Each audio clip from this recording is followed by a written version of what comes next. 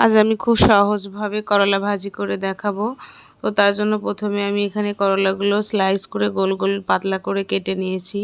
আর সাথে আমি 2টা আলু কেটে নিয়েছি, আর এখানে কাঁচামরিচ কেটে নিয়েছি। তো সব কিছু খুব ভালোভাবে কেটে ধুয়ে রেখেছি।